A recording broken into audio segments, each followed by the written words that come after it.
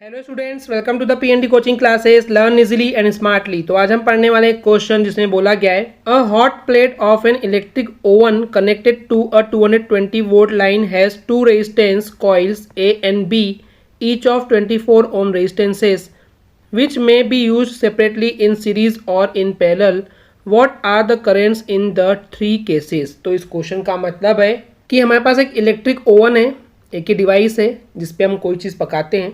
तो उस electric oven में वहाँ पे एक हॉट प्लेट है, एक बहुत ही गर्म प्लेट होती है जिसको हमने कनेक्ट किए 220 वोल्ट की इलेक्ट्रिक सोर्स से, पोटेंशियल डिफरेंस से, जहाँ पे दो रेजिस्टेंस लगे हुए हैं, यानी कि दो रेजिस्टेंस की कॉइल से एक का नाम है कॉइल ए दे दिए और एक को बी बोल दिए हैं, और दोनों का जो रेजिस्टेंस है वो कितना है 24 ओम है। यानी कि स्टूडेंट्स हमारे पास इलेक्ट्रिक ओवन है, उसके अंदर दो कॉइल्स लगी हुई हैं, एक का नाम ए है एक का नाम बी है, और दोनों का रेजिस्टेंस कितना दिया है वो है 24 ओम। और इन दोनों ही बेसिकली कॉइल्स को हम चाहें तो सेपरेटली भी यूज़ कर सकते हैं, पहली कंडीशन। दूसरा चाहें तो सीरीज़ में भी कर सकते हैं, और तीसरा पैरेलल वे से भी हम इसको यूज़ कर सकते हैं। तो क्वेश्चन बोल रहा है इन तीनों ही केस में कितनी इलेक्ट्रिक करंट का फ्लो होगा इन रेजिस्टेंस में से या इस रेजिस्टर्स में से या इन कॉइल्स में से, वो आपको यहाँ पे बताना है। तो चलिए समझते हैं इसको आंसर से।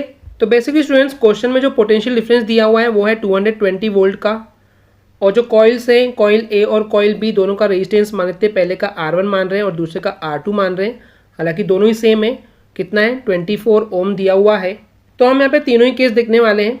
तो बात करते हैं पहले केस की, जहाँ पे हम कॉइल्स को सेपरेटली यूज़ करने वाले हैं, अलग अलग यूज़ करने वाले हैं। तो पहले केस की बात करते हैं कि यहाँ पे इस कंडीशन में जब हम उनको सेपरेटली यूज़ करें तो कितनी इलेक्ट्रिक करंट फ्लो होगी ये हमको फाइंड करना है। तो क्योंकि हमको यहाँ पे इलेक्ट्रिक करंट फाइंड करना है और हमने पढ़ के आए ओम्स लॉ, जिसका सबसे फेमस फॉर्मूला है V = IR। ये हमने पिछले बहुत सारे वीडियो से लगातार पढ़ते आ रहे हैं। तो हमको पता नहीं पहली कंडीशन में कि कितनी इलेक्ट्रिक करंट का फ्लो होगा, तो मान लेते हैं I1 मान रहे हैं, लेट कर रहे हैं, और जो रेजिस्टेंस है इस रेजिस्टर का या इस कॉइल का वो भी मान लेते हैं R1। तो V = I1 R1, ये हमको मिल गया फॉर्मूला। हमको फाइंड करना है ये इलेक्ट्रिक करंट। तो ये जो R1 है ये मल्टीप्लाई में इधर जाएगा V के पास, तो ये अपॉन में आ जाएगा, डिवाइड में आ जाएगा। तो I1 = V/R1, ये हमको मिल जाएगा। अब सिंपली इसमें वैल्यू पुटअप करना है। तो V कितना दिया है वो है 220 वोल्ट, और रेजिस्टेंस कितना दिया हुआ है इस कॉइल का, तो वो है 24।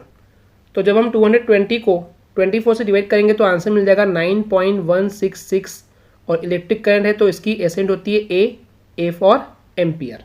तो पहले केस में जहाँ पे हमने इन कॉइल्स को सेपरेटली अगर यूज़ करेंगे तो 9.166 या फिर 9.16 एम्पियर बोल सकते हैं राउंड फिगर में, इतनी इलेक्ट्रिक करंट फ्लो होने वाली इन कॉइल से। अब आपको यहाँ पे क्वेश्चन आएगा कि हमने एक ही कॉइल का तो फाइंड किए, सेकेंड कॉइल का फाइंड नहीं किए। जरूरत ही नहीं है क्योंकि दोनों का ही रेजिस्टेंस कितना है 24 है। तो अगर इसको आप सेकेंड टाइम भी यूज़ करेंगे तो आंसर आपको सेम ही मिलने वाला है। आप 24 ही तो वैल्यू पुट करोगे ना R2 के लिए भी, तो यही मिलेगा। तो दोनों ही कॉइल को अगर हम सेपरेटली यूज़ करेंगे तो उस केस में जो इलेक्ट्रिक करंट फ्लो होगी वो होगी 9.16 एम्पियर। ओके स्टूडेंट्स, क्लियर है। अब बात करते हैं सेकेंड केस की, जहाँ पे हम डील करेंगे कि हम यहाँ पे दोनों कॉइल्स को सेपरेटली यूज़ नहीं करने वाले हैं बल्कि सीरीज़ में यूज़ करेंगे, सीरीज़ में कंबाइन करेंगे। ओके, तो हमने आपको रजिस्टर इन सीरीज़ वाली वीडियो में बताए थे कि जब भी दो रजिस्टर या दो से ज़्यादा रजिस्टर्स को हम सीरीज़ में कंबाइन करते हैं और हमको टोटल रेजिस्टेंस फाइंड करना होता है, तो सभी रजिस्टर्स की जो वैल्यूज़ है, जो रेजिस्टेंस दिए हुए हैं, उन सबको हम क्या करते हैं प्लस। ओके, तो दोनों ही कॉइल की जो रेजिस्टेंस है वो 24 ओम है, तो इनको सिंपली हम कर देंगे प्लस। तो जो टोटल रेजिस्टेंस मिलेगा वो हो जाएगा 48 ओम का। तो अगेन हम यहाँ पे क्या लगाने वाले हैं, ओम्स लॉ। तो ओम्स लॉ का फॉर्मूला हो जाएगा सिंपली V = I2 R2, वही अप्लाई करेंगे। और हमको निकालना है इलेक्ट्रिक करंट फाइंड करना है, तो R2 को इधर भेजेंगे, डिवाइड में हो जाएगा। तो ये हो जाएगा I2 = V/R2, राइट। तो V की वैल्यू यानी कि पोटेंशियल डिफरेंस की वैल्यू है 220 वोल्ट, और रेजिस्टेंस 2, अभी हमने टोटल रेजिस्टेंस कितना निकाले, वो निकाले 48, तो वैल्यू पुट करेंगे 48। तो जब हम 220 को डिवाइड करेंगे 48 से तो हमको आंसर मिलेगा 4.58, और क्योंकि इलेक्ट्रिक करंट है तो A फॉर एम्पियर लिखना ही पड़ेगा, उसकी SI यूनिट होती है।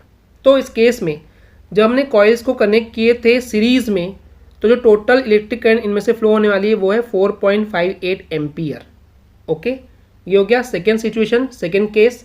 अब बात करते हैं थर्ड केस की, जहाँ पे हम इन कॉइल्स को कनेक्ट करने वाले हैं पैरेलल वे से, और पैरेलल वे से कनेक्ट करने का फॉर्मूला हमने आपको बताया थे 1/R = 1/R1 प्लस 1/R2, क्योंकि हम इसको पैरेलल वे से कनेक्ट कर रहे हैं। तो वैल्यू पुट करेंगे 1/R एज इट इज़ रहेगा, ये टोटल रेजिस्टेंस है।